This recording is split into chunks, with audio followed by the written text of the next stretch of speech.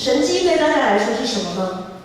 神迹，我这边没有奖征答，但是小豆子，你知道神迹是什么吗？神迹是什么？你们觉得神迹是什么？觉得不可能的事发生。不可能的事发生了。怎么样叫不可能的事发生了？来，吴安。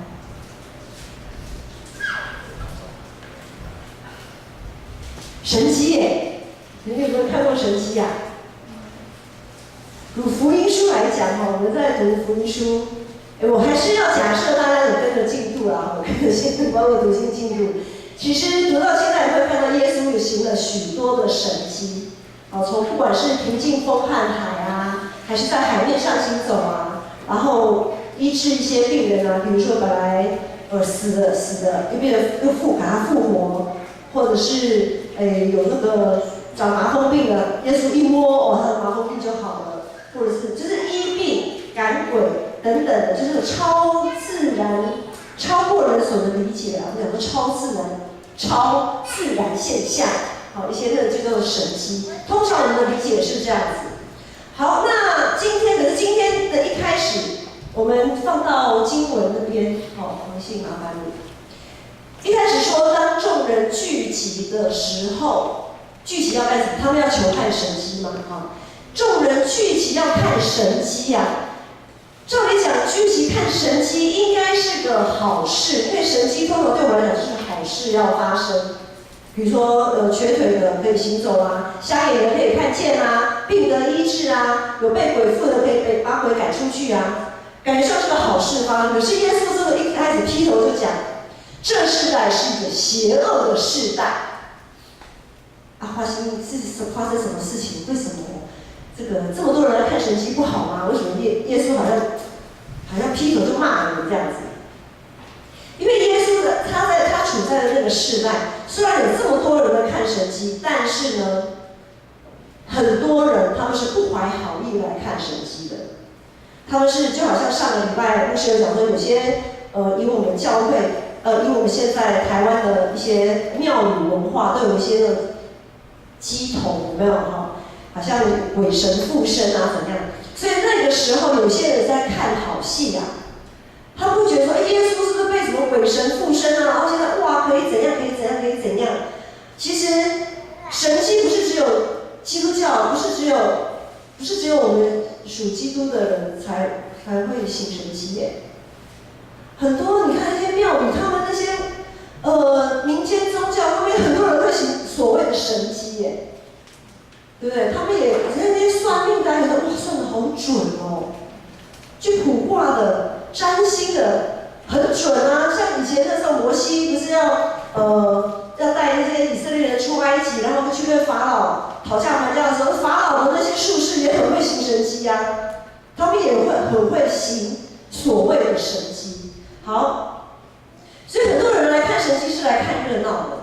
当然也有一些人是不怀好意怎么样的，是要抓耶稣的把柄，因为耶稣有时候在安息日医病赶鬼就犯到了，对于他们那个时候的法利赛人、经学教师、宗教领袖来说，是犯的大忌，怎么可以在安息日做这些事情？因为安息日应该什么事情都不能做。好，所以因为有些人不怀好意，我们会知道，所以耶稣知道这么多人是不怀好意来的时候，一开始劈头就讲，你们这个时代是一个邪恶的世代。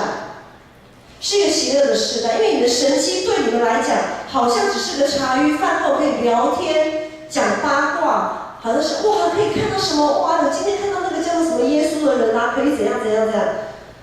神迹对他们来讲，就是不过是茶余饭后的话题而已。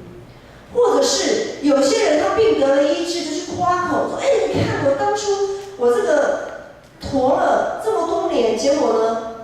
耶稣一句话就把我医好了，你看哇，怎样？耶稣对我多好啊！我是多么值得被疼、被宠的人，这样子。神迹对我们而言是一个值得炫耀、夸口、特别眷顾的记号，还是一个可以让人看见上帝的作为的这个记号？我们要从这个记号、这个事件当中，我们是不是可以看见上帝的工作，并且一个连带条件是，附加条件是，可以觉察到我们自己内心该如何对上帝有正确的回应。透过这个神迹，透过这个事件，透过这个记号，我们如何对上帝有一个正确的回应？这一连串的过程才称为神迹。如果只有前面看见那个神迹，那一件事发生而已，那也不过就是一个事件而已。可是我们可以经由这个能够对上帝有正确的回应，这个才是真正神迹的发生。耶稣对这群心怀不轨、心术不正、想要看更多的神迹的人说：“好啊，既然你们想看，我告诉你们，除了约拿的神迹以外，没有其他的神迹可以给你们了。”哦，好吊诡哦！什么叫做除了约拿的神迹？约拿的神迹是什么？对约拿的故事很熟悉的弟兄姐妹会知道说，约拿他是旧约的一个先知，被上帝差派到尼尼微城这个地方去宣布上帝的审判要临到了。因为尼尼微城是一个充满罪恶、充满暴力、强取豪夺的一个城市，它是一个就是一个邪恶的一个代表。所以上帝他差派先知约拿去到那边，说上帝的审判已经到了，上帝的审判已经到了，你的日子已经不多了。这个事件成为尼尼微一个可能出现神迹的机会，这只是一个机会的开始。当上帝差派他的独生爱子耶稣道成肉身，神迹就已经发生了，圣灵感孕在玛利亚的肚里怀孕，然后生出来。这件事情本身是个神迹，但是呢，当他道成肉身之后，这个神迹还没有完成，还在继续当中，还在进行式。耶稣的出现与先知约拿一样，是要宣告上帝审判的信息。耶稣的出现是要宣告，他虽然没有错，他把他的怜悯、公义带到这个世上，但是同时也是在审判这个邪恶的时代。因为凡是耶稣所做的，他的怜悯、他的公义，都在证明了，这本来是你们该做的，可是你们却没有做。而耶稣所遭受到的迫害、鄙视、逼迫等等的，却成了这世代充满罪恶的证据。耶稣存在的本身成为一个审判的记号，因为在耶稣那个时代，许多的领袖、许多的强权将他一步一步的推向十字架，一步一步的把耶稣推向十字架。而渴慕亲近耶稣的人，真正渴慕聚集亲近耶稣，要听耶稣的教导，要想要真正得医治、得释放的那些人，却在那个世代被唾弃。那些人都是被边缘化的人，都是被社会边缘化的人。所以这一切都证明了那个时代的悖逆。在今天的经文31节说，当审判的时候，南方的女王要起来定这世代的罪。这个南方的女王就是什么意思？因为这个南方的女王她说，她从地极而来，要听所罗门的智慧话。看啊，这里有一人比所罗门更大。因为在所罗门的时候，所罗门我们都知道他是个非常有智慧的王，他的智慧真的是无人能及。所以在那个时候，有一位示巴女王听见了这样子的传说，他就非常渴慕要去所罗门那里，要去听所罗门讲那些智慧的话。所以这个不管是示巴女王，还是现在所说的南方的女王，都代表了一群人，代表了什么呢？代表了一群渴慕真理、渴慕上帝的一群人。而当这一群人聚集在耶稣那里的时候，就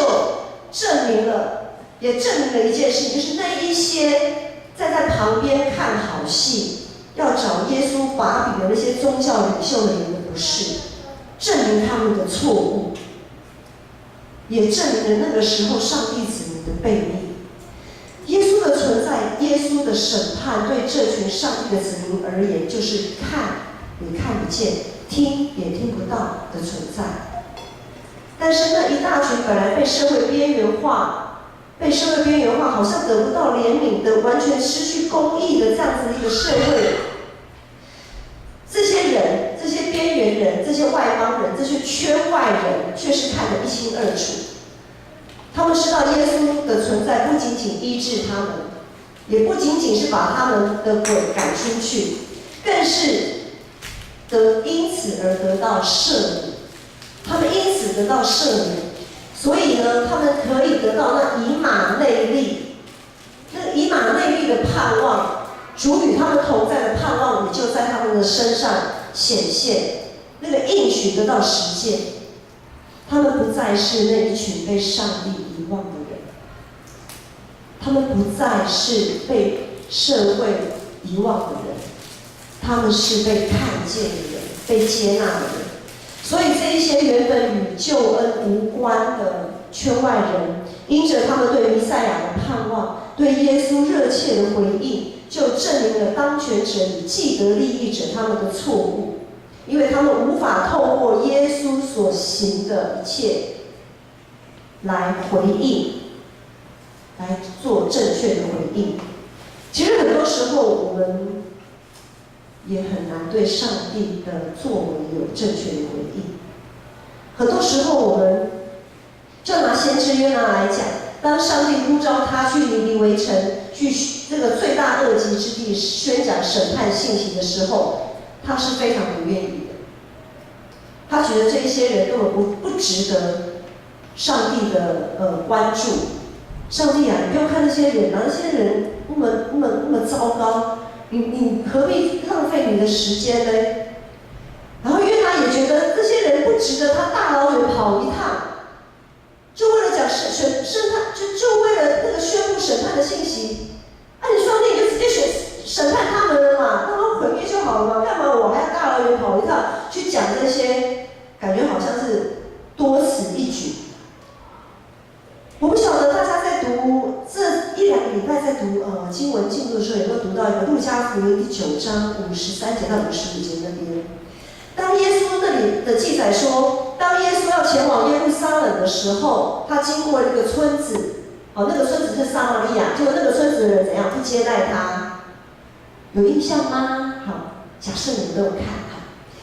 结果呢，耶稣跟在耶稣旁边的雅各、约翰呢，他们就自以为很有道理，自以为义，就说：“主啊，他说老师啊，老师，你就让我们吩咐天上有一把火下来，把这个村庄都烧了吧。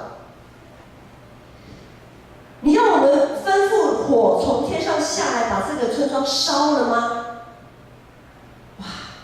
他们真是得了大头症。我们现在讲，就是他们得了大头症，因为之前那个主耶稣差了他们两个出去，有没有让他们医病赶鬼？哇，行各样的，他们很有大能啊，蛮有上帝的大能。他们得了大头症，结果这个时候说，耶稣你让我们去吩咐火，他们觉得他们马上可以吩咐火下来，降下来，把他们都毁灭。神迹并不是看到逃跑的约拿从大鱼的肚子里被吐出来，然后心不甘情愿，最终他被带到尼尼微去。神迹也不是让身为门徒的人好像拥有某种属灵的权柄，可以吩咐火从天上降下来，把看不顺眼的人全部给消灭。神迹其实是什么？神迹不仅仅是要人看见上帝的作为，重要的是让人可以因着这些作为相信上帝的存在，并且愿意对上帝的怜悯与公义做出正确的回应。一开始有说，如果我们只想看见表象，就是病得医治啊，鬼被赶出去啊，然后真的有火从天上降下来的话，我们不是只是要看这些表象而已，那不过是一个事件发生，那些事件种种的事件对上帝而言，不过就是动动小指头而已。神迹其实对上帝来讲就是动动小指头而已。但是如果有人愿意因此做出正确的回应，那才是神迹的完成。正确的回应是什么呢？在这个神迹的事件当中，我们该有的回应就是悔改。当先知约拿到尼尼微宣告审判的讯息的时候，尼尼微王就从宝座上下来，披麻蒙灰。不只是他认罪悔改，他还命令所有的人民都跟着他要认罪悔改，离开那个残暴的恶道，离开恶人的道路。如今啊，耶稣道成肉身，降世为人，出现在上帝所应许之地，出现在那一群亚伯拉罕的子孙面前，也出现在所有圈外人的面前。耶稣的出现就代表审判已经来到了。因此，若相信而愿意悔改的人，就可以得永生，可以与主同坐席；不信又悖逆的人，那么就将悲悲惨惨下阴间。审判不是在基督再临的时候才会发生，我们都知道，周末有一个审判，会把羊群分左边、分右边啊，审判不是在那个时候才会发生。审判已经开始了，然而我们现在在面对的审判，是我们感谢主，我们还有机会改变，我们还有机会调整，那是上帝给我们的恩典。等复活的基督第二次，就是最后那个时候再临的时候，就已经没有任何机会了。所以我们要把握现在还有的机会，还有可以被调整的机会，就像尼尼微城一样。当约拿心不甘情不愿的前往尼尼微宣告审判信息的时候，这个事件意外的发展成为神迹啊！如果只是约拿，他到了尼尼微之后，上帝的审判要来了，上帝的审判要来了，这算什么？如果尼尼微城的人无动于衷，那也没有什么神迹发生啊。可是今天尼尼微城的人，尼尼微王带领所有尼尼微城的人，愿意正确的回应上帝，愿意悔改认罪，摆脱恶道。然后上帝才收回他的怒气，不把原来要降灾的那个灾祸、那个行动，就是收回那个行动，撤销原本要毁灭尼尼微的那个行动。这个才是神迹啊！这个才是神迹。这个神迹比瞎眼看见，比那个跛脚的可以行走，还让人感到振奋雀跃，不是吗？这样的神迹是令人很振奋、很雀跃的。然而，上帝的仆人约拿却百般的不愿。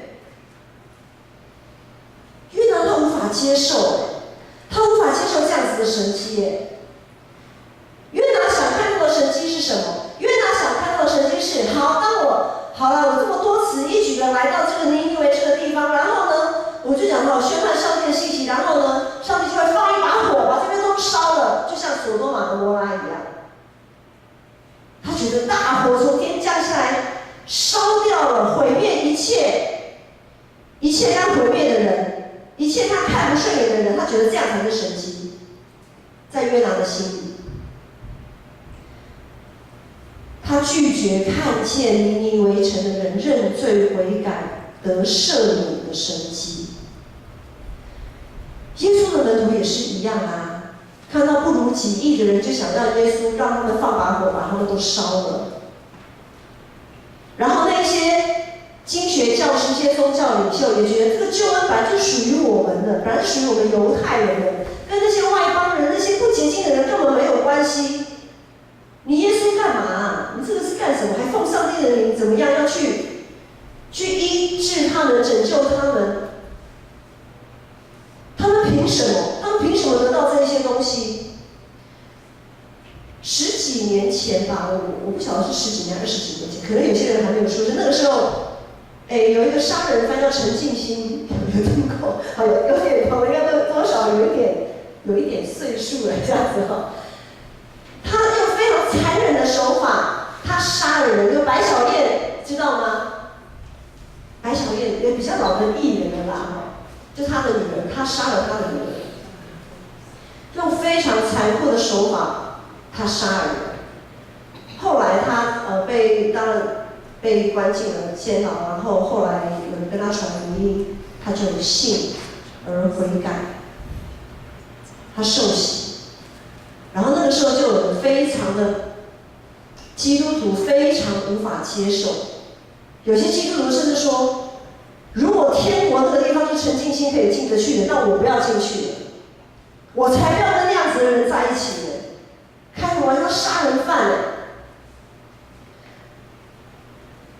感觉跟约拿很像，对不对？凭什么？后来约拿他知道整个城，上帝圣灵他约拿怎样？他搬到城外面去住，他不要跟这个城在一起嘛，意思是一样。然而，谁该得救，不是我们的主权呢？谁该得到，谁该蒙眷顾，也不是我们该去判断的。耶稣常常指责那些自以为义的人说，他们自己不愿意进天国，别人要进去还不让他们进去。人性的倾向，人性是倾向报复，以牙还牙，以眼还眼。耶稣之前，耶稣的教导我们都有讲说什么？右脸人家打你的右脸，左脸去给人家打，万一被人家抢去了，你也给人家也要给人家，就觉得非常不可思议，对不对？耶稣的教导常常让人不可思议。但是呢，因为这个是世界的法则，就是以牙还牙，以眼还眼这件事情，报复这件事情是世界的法则，但却不是上帝的心意。很多时候我们会认为上帝的审判是一种报复，其实不是的。在上帝说要审判的时候，就说，就像他差派先知约拿去说，上帝要审判了，上帝要审判了。可是背后是什么？是要给他们有一个机会可以悔改的机会。就好像父母会说：“你再这样做，你再这样，你再吵，我处罚你。”老师也会这样，对不对？你功课不写，我就打你。为的是什么？为的是要打他，为的是要让他功课给写完。目的不是为了惩罚，目的不是为了审判，目的是希望他们能悔改认罪，远离恶道。只是问题是，当上帝的审判来临的时候，我们是不是愿意选择走上这条认罪悔改的道路？又或者，我们是不是可以跟约拿不同？我们是不是可以不像约拿那样子，可以祝福那些真正愿意悔改认错、远离恶道的人？在这个充满科学理性的时代，神迹依然时常在发生。然而，我们到底想看怎么样的神迹呢？没错，很多时候那些超自然的力量、那些神迹蛮吸引人的。但是，如果我们可以看到更多的人愿意悔改、认罪，回到主的面前，那样子的神迹，不是更棒吗？不是更好吗？不是我们更应该渴慕看见的吗？耶稣基督成为我们的中保，始终在我们与上帝之间联系着彼此。圣灵也天天的在我们内心做工，提醒着我们，是不是有看见上帝的工作？是不是可以对上帝有正确的回应？像刚才有报道说，季红他最近因为身体不舒服，因为他的应该是说他的构造有一些跟人不太一样，所以呢，他需要做一些在构造上的身体构造上的微整形，好了。但是这个微整形呢，不是因为美观，而是因为他可以有一个好的优质的睡眠。好，然后我们就为他祷告啊，祷告他还是会不舒服啊，他还是要动手术啊，术后还是需要有恢复的那个过程啊，还是有不舒服的过程。可是呢，我们在祷告什么呢？祷告他真实的可以感受到上帝的同在，上帝的平安，那个确定，那个非常确定的是，虽然我现在这么的不舒服，但是我确定我不是孤单的，我不是一个人孤军奋战的。因为之前牧师有讲过，我们即使病得医治，我们最后还是会面对死亡。不管我们到什么时候，我们终究会面对死亡。我们的神迹病得医治的神迹可以是一时的，但是呢，悔改认罪的神迹却可以把我们带到永恒，可以带到永恒。所以我们到底是要让每一个人，当我们在祷告让人可以看见神迹的时候，是病得医治呢，当然这个也不错，也很重要。还是这个人可以在这个过程当中，可以看见上帝与他同在，可以看见上帝的作为，然后他可以说：“主啊，我真的是一个不配的人，我真的是一个软弱的人。”生病的人其实非常的软弱，非常非常的不舒服，非常的软弱。但是在那个时候，他会说：“主啊，感谢你，感谢你这么眷顾我，感谢你这么眷顾我。可是，在我平常健康的时候，我都没有发现，我都没有发现你这么爱我。可是，在生病的时候，我特别发现你真的很在乎我，很爱我。”教会是基督的身体，我们靠着基督彼此连结。圣灵在个人的心中动工，也在教会动工。当我们在教会里面看见一些不合神心意的事情发生的时候，我们是否愿意像耶稣一样付上代价，去挽回这些事情？当然，很多时候我们要留意哦。很多时候我们看见所谓不合神心意的事情，往往是不合我们自己心意的事。就好像约拿，他觉得干嘛要这样子跑去尼尼微宣告什么审判的信息？那是不合他的心意嘛？可是却是合上帝心意的事。很多时候我们要谨慎分辨，很多时候我们是因着不合自己的心意，所以我们希望上帝行审判，我们希望他们得到报应，得到他们该付的代价。但是更多的时候是上帝要我们付代价去挽回他们，去挽回这些事，挽回这些人，挽回这一件事。让我们可以通过祷告，让彼此，因为有的时候可能是我们的错误，让彼此都可以经历悔改赦罪的神迹，重新回到上帝的祝福里面。当初约拿看见尼尼微得到上帝的怜悯，他义愤填膺，无法接受。如今我们该做怎么样的回应呢？在耶稣的教导里说，免我们的债，如同我们免了人的债。每个礼拜我们都用这样子的主教导的主导文这样说。可是免我们的债，如同我们免了人的债，这样子的一个翻译其实并不是那么的好。我不晓得大家有没有发现这句话这样子翻译听起来，这个如同啊，这个翻译听起来好像有点附带条件。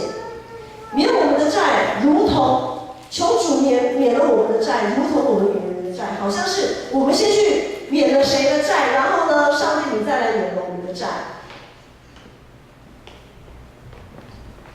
没错吧？这样的逻辑，好。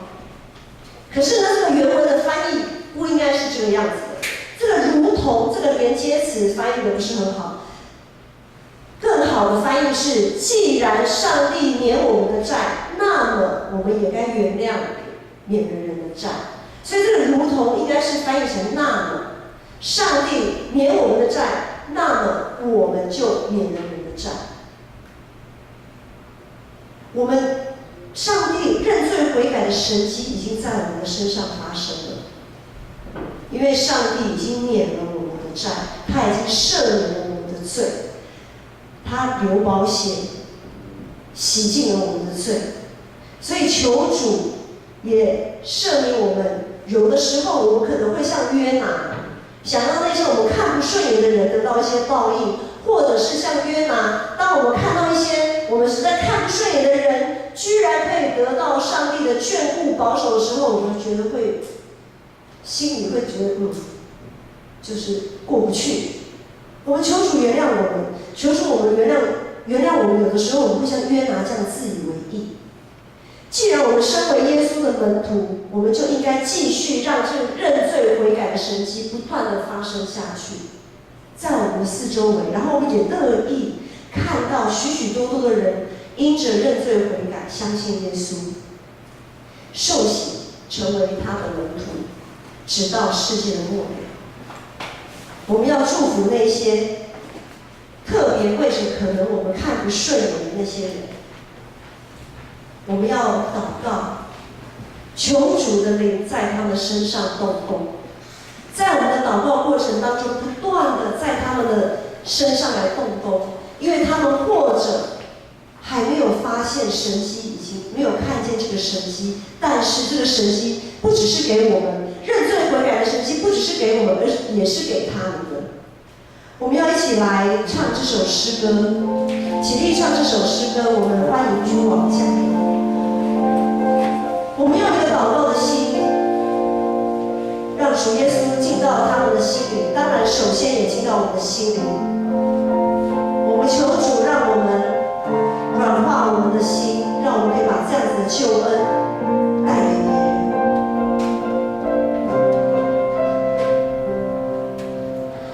宇宙的中心，耶稣，世界的中心，耶稣。